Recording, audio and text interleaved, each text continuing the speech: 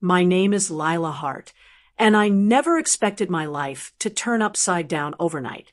One moment, I was the overlooked daughter living quietly in my parents' house. The next, I inherited nearly $29 million from a relative no one cared about, except me. Suddenly, the people who once ignored me began fighting to control me, my money, and my freedom. So I walked away. I chose peace over blood ties. I chose myself. Where are you watching from today? Tell me in the comments, and don't forget to like, share, and subscribe for more unforgettable stories. My name is Lila Hart, and I was 27 years old the morning my life split into a before and after. At sunrise, my parents threw my clothes, books, and childhood photo albums out onto the wet front lawn as if they were garbage. I stood barefoot in my thin pajama bottoms, watching pages swell with dew and clothing absorb dirt patches, while the house where I had lived my whole life shut its door behind me. My mother didn't look back once. She simply shook her head, walked inside, and let the screen door slam, so hard the windows rattled. I didn't argue. I didn't cry. I couldn't even speak. I just stood there, stunned, as the morning sun rose over a yard full of pieces of my life. 3 hours later, I sat in a quiet cafe nursing an untouched cup of coffee, staring at my phone vibrating endlessly on the table. 78 missed calls, 23 voicemails, messages pouring in so fast the screen couldn't keep up. I should have seen it coming. People change when money enters a conversation. They look at you differently, speak to you differently, expect things from you they never would have asked for before. But to understand how I ended up sitting in that cafe, I have to go back to the afternoon before, when I was still ordinary, when none of this had happened yet. The day before, I had been shelving books in the romance aisle of the bookstore where I worked part-time. Page and Pine was small and quiet, the kind of place with handwritten shelf labels and old hardwood floors that creaked in familiar patterns. I made just enough money to keep gas in my old Honda and a few dollars left for cheap dinners. My family always said I could have done more if I had tried harder, if I had chosen a better degree, if I cared about my future the way my younger brother Brandon did. Brandon was studying pre-med, carrying the hopes of the family like a polished trophy. I was the one who lived at home, worked a slow job, and made choices my parents didn't approve of. It wasn't always said aloud, but it didn't have to be. Some disappointments are communicated in silence. The store phone rang, and my manager Kelsey handed it to me with a puzzled look. A man introduced himself as Attorney Michael Aldridge, representing the estate of my great-aunt Evelyn, the name pulled from memory in fragments. A woman who had sent birthday cards with crisp bills tucked inside when I was a child. A woman my family spoke of with contempt for moving across the country 30 years ago and forgetting where she came from. I had met her twice, once when I was 6 and once when I was 11. After I turned 18, the card stopped, and I assumed I was simply forgotten. The lawyer asked me to meet him the next morning to discuss my inheritance. The word inheritance felt too large, too dramatic, like something from another world. I assumed it was small, something symbolic, a family photo, perhaps, old jewelry, a few $1,000s at most, enough to help me move into a basement apartment and start my life over slowly. The next morning, I drove to the law office. The building was sleek and quiet, marble floors reflecting soft white light. People walked through the halls with purpose and confidence. I felt out of place in my faded jeans and thrift store sweater. Attorney Aldridge welcomed me into a wide office with floor-to-ceiling windows. He spoke carefully, clearly, as if preparing for impact. My great-aunt Evelyn had left me everything she owned. Not a few heirlooms. Not a modest fund. Everything. She had been extraordinarily wealthy. Investments in technology companies before they became well-known. Real estate purchased decades ago in cities that exploded in value. Artwork, a home in California.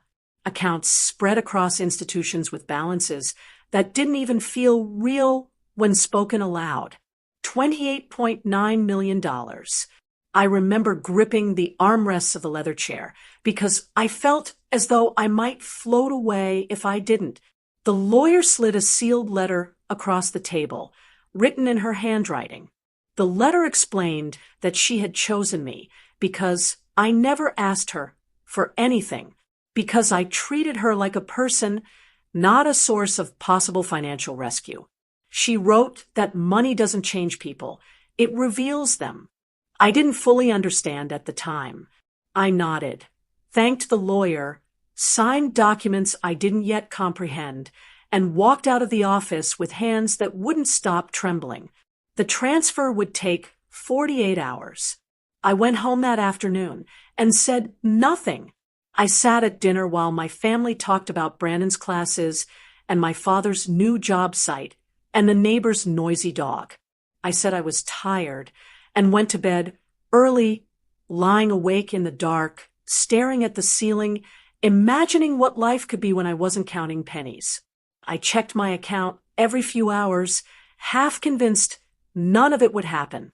I fell asleep just before dawn, then woke a few hours later to the chirp of birds outside my window. On Thursday afternoon, the money appeared.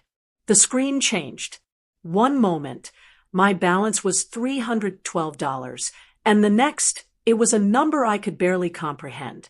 My chest tightened. I stared at the glowing screen, unable to believe it was real. I didn't laugh or smile or cry.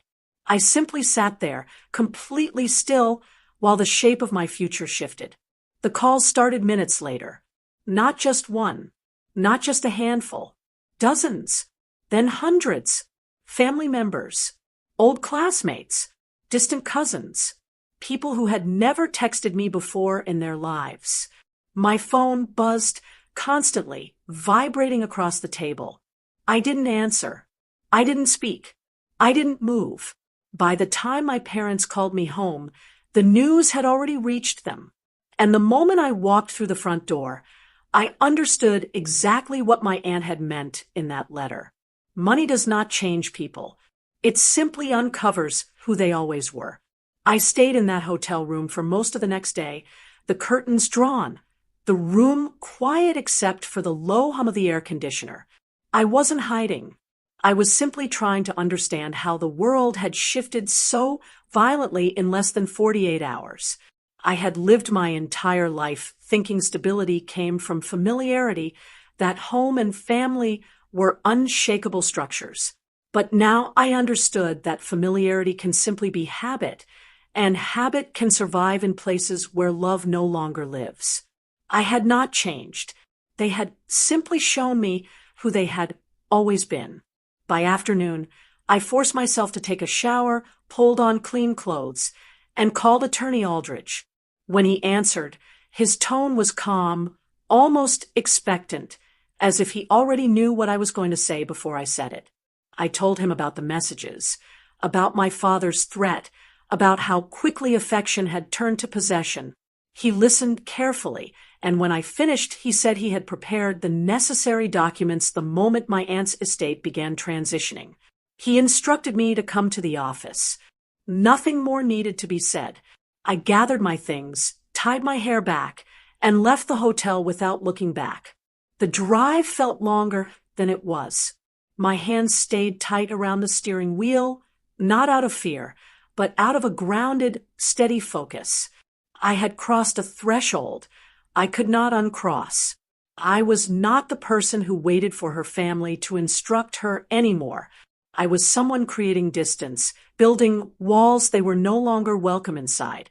The parking garage was cool and shadowed, and the elevator music was soft and strangely comforting. When I entered the office, Aldridge was already waiting, a folder open on his desk. He explained the structure my aunt had designed, a trust where the majority of the assets would be shielded legally from claims, manipulation, or forced distribution. No family member, no court, no legal petition could access or redirect any of it unless I personally authorized it. It was a fortress built long before I ever needed it by a woman I had not known well, but who had understood me better than the people I lived with every day. I signed where he indicated, my signature steady and sure. When the last page was completed, he looked at me in a way that felt almost paternal. You are not taking something from them, he said quietly. You are keeping what was given to you. I nodded, though the words struck harder than I expected. He gave me a key, a small silver one. My aunt's house. The property I had not yet seen. When you're ready, he said, go there. I think you'll understand more. When you do. I placed the key in my pocket. When I returned to the hotel, the hallway felt different. Quieter. Heavier. As soon as I opened my door, I saw the red light blinking on the room phone. The front desk had left a message. My family had tried to enter my room while I was gone. They had argued with staff. They had spoken loudly enough that guests complained.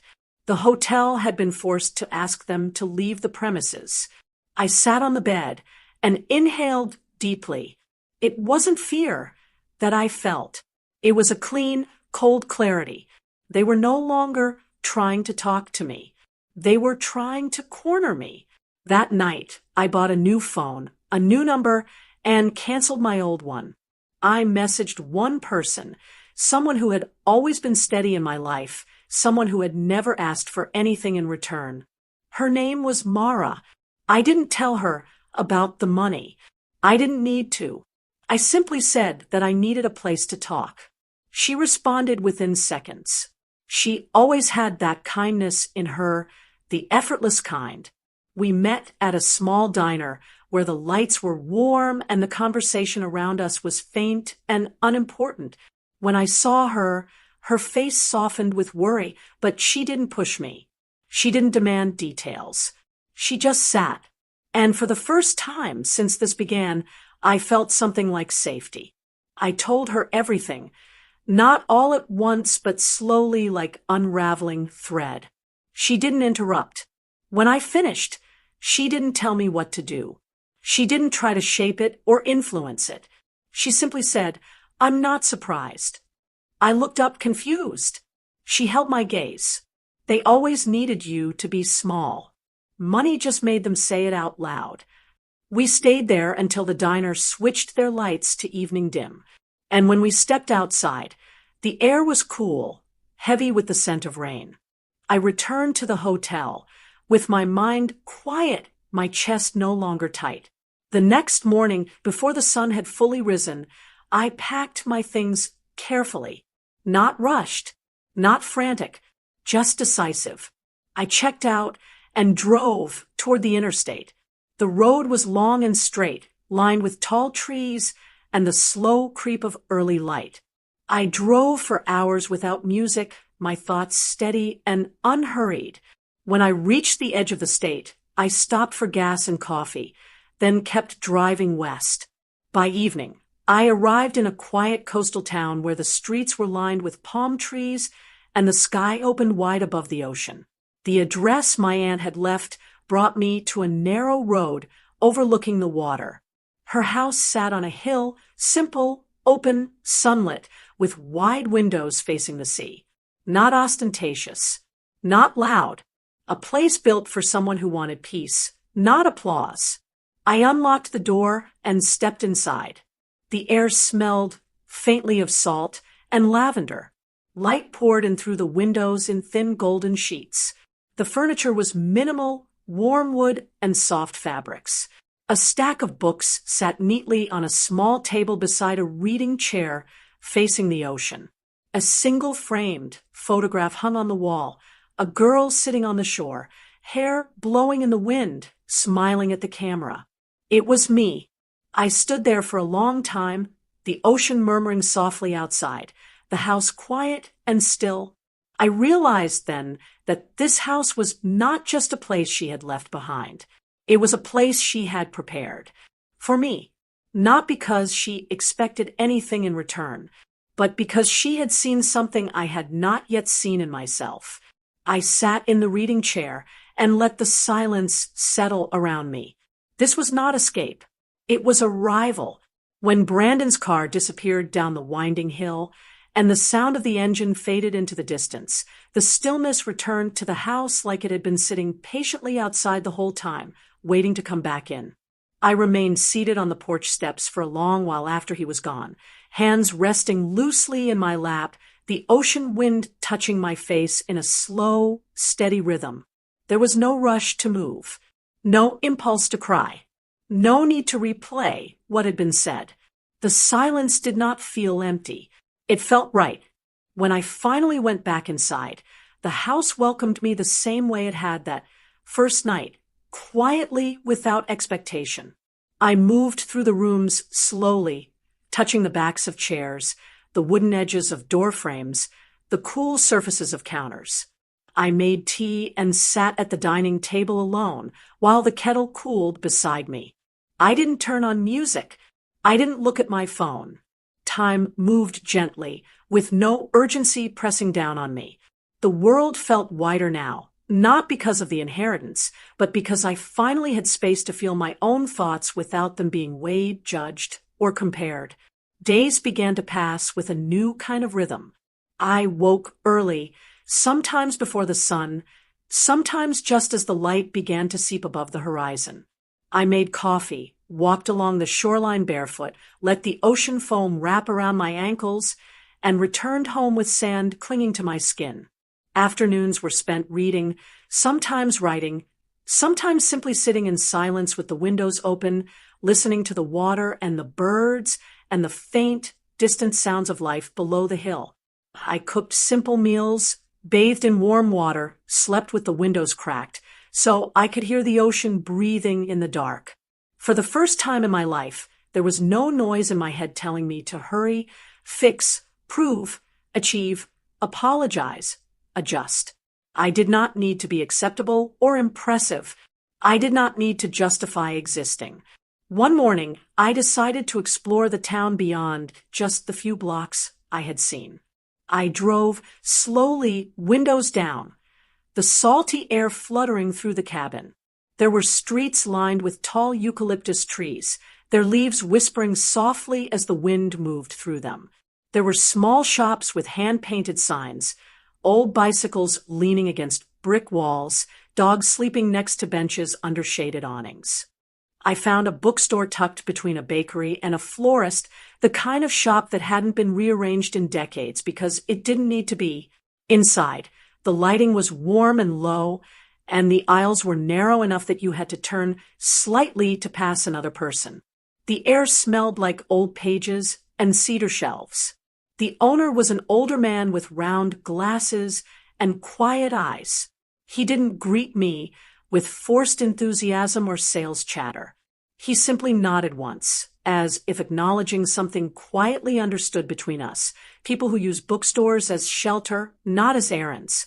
I spent almost 2 hours inside before choosing 2 novels and leaving without conversation. The door chimed softly behind me. Outside, sunlight glowed across the sidewalk in long, warm panels. Time kept stretching. Slow, full, unhurried. Eventually, I called Mara, the one friend who had not asked for anything, not hinted, not lingered in expectation. She came to visit for a weekend. We cooked dinner together, walked by the water, sat on the porch at night while the moon pulled the tide into long silver ribbons across the surface. She never asked how much money I had. She didn't ask what I planned to do. She didn't ask what happened with my family. She just stayed beside me, quietly, like someone who had always understood the shape of my silence. When she left, the house didn't feel lonely. It felt settled. Weeks turned into months. I began to feel the house breathing with me. I opened windows in the morning to let the ocean breeze move through the rooms and closed them at night, so the air held warmth. I learned how the light shifted in the afternoons, how the horizon changed color depending on the season, how the tide could sound different depending on the moon. I found new walking paths, discovered cafes where the baristas learned my routine without asking, visited small markets where the owners recognized me, but never pried. There was no grand transformation, no sudden revelation, just a deepening into myself that had never been allowed to happen before. Sometimes I thought of my family, not with hatred, not even with sadness, just with the understanding that not everyone we love is good for us. Some people love with conditions so heavy that the love cannot breathe. Some families can only value what they believe they can shape, own, or control. Mine had not wanted me. They had wanted the version of me that made them feel certain, admired, or in control. When that version disappeared, their love did too. That was no longer something I needed to take personally. One quiet morning, late into my first year in the house, I found myself sitting at the desk in the small back room that overlooked the garden. A desk my aunt must have used, a chair worn smooth by time. The light came in soft and angled. I found myself writing again, not journaling, not chronicling what happened, just writing. Thoughts that had no destination except to be heard. I wrote about small things, the color of the water, the way fog moved in before dawn, the feeling of being held by silence. I wrote about the way pain changed shape when it was no longer being fed. I wrote about how freedom doesn't feel like a door swinging open. It feels like taking a breath you didn't realize you were holding. The words came easily, like they had always been waiting. I did not publish them. I did not send them anywhere. I did not need to. They were simply proof that I existed in the world in a way that was finally mine. Sometimes I imagine my aunt sitting here, looking out the same window, thinking some of the same thoughts. Not lonely, just full, quietly full. There was a day when I realized I had stopped wondering whether my family would contact me, or whether they would change, or whether there would ever be reconciliation. That wondering had simply dissolved, worn away like rocks shaped by the tide. It wasn't avoidance. It wasn't bitterness. It was acceptance. Some things in life are not meant to be repaired. They are meant to be released. I began tending to the garden, at first slowly, unsure, then with care. The flowers responded in their own time. New growth came quietly, as most growth does. The house began to feel less like something I inherited and more like something that had been waiting. Sometimes at sunset, when the sky flushed rose and gold and the ocean caught the colors in fluid reflection, I would sit on the porch steps and breathe in the salt air, feeling the world settle around me in a way that felt complete. Not perfect, not triumphant, just whole. Life did not need to be extraordinary to be profound. It only needed to be true. And mine finally was. There were days when the sky was overcast and the ocean turned a darker shade of blue, its waves rolling heavier and slower, like it was thinking. On those days, the world outside felt quieter, as if the coastline itself had paused to listen to something unnamed. I would sit beside the large window with a blanket over my legs and watch the shifting water for hours. It wasn't boredom. It wasn't avoidance. It was the kind of stillness I had never been allowed to feel before. When I lived in my parents' house, stillness had always been suspicion. If I wasn't doing something, wasn't producing, or proving, I was failing. Here, stillness was presence. One of those afternoons, I found a small wooden box tucked behind the books on the lowest shelf in the living room. It was simple, worn smooth where hands had touched it many times. Inside were letters bundled with cotton string, dozens of envelopes, each addressed to me, postmarked from different years, different places. Letters she had written but never sent. I unfolded them carefully. Some were short, just observations about her days, her garden, the tide, the people she had met.